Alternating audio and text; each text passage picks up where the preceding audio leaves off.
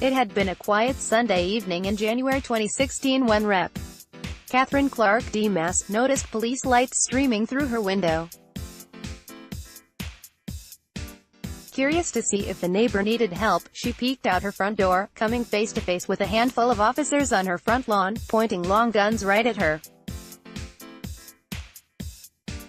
The Congresswoman had just been swatted, or subjected to a malicious act in which a person hides their identity, then calls the cops and reports a violent crime at the address of whomever they're targeting. Believing these false alarms to be real, officers often respond forcefully with some combination of SWAT teams, guns and helicopters. In Clark's case, the situation was resolved peacefully as one big misunderstanding. Similarly, this week, someone swatted David Hogg, the Parkland school shooting survivor and gun control advocate. Fortunately, he was not home. But in worst-case swatting incidents, police shoot innocent people to death.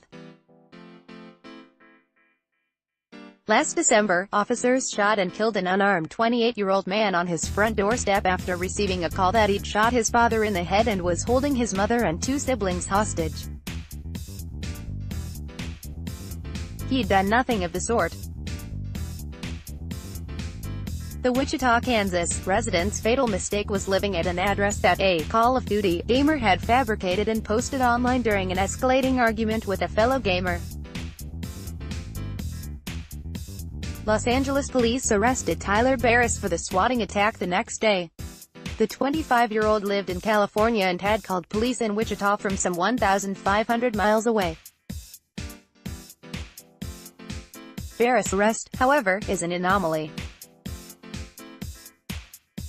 Tracking down and arresting a swatter is often a difficult, costly endeavor, requiring investigators to cross local, state and international borders alike in search of call logs on servers. For that reason, arrests are infrequent. These are sophisticated players, and they know how to cover their tracks through technology. Clark told HuffPost. Whoever sent the police to her door was never held responsible. These are sophisticated players, and they know how to cover their tracks through technology. Representative Catherine Clark DeMass. Clark suspects she was attacked because of legislation she introduced in 2015 that aims to facilitate finding and holding swatters accountable. The timing seems very coincidental, she noted, acknowledging, "We have no idea who the person was or what their true motive was." Clark's bill, the Interstate Swatting Hoax Act of 2015, got stuck in a subcommittee. But the lawmaker believes high-profile swatting attacks, like the one on Hogg, and growing public awareness might be just enough to spur Congress to take action.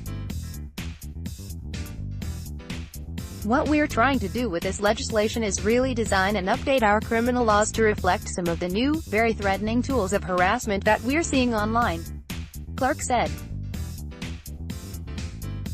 While calling in things like bomb threats and terrorist attacks is illegal, federal law doesn't currently explicitly mention falsely reporting other emergency situations. Her bill would close that loophole.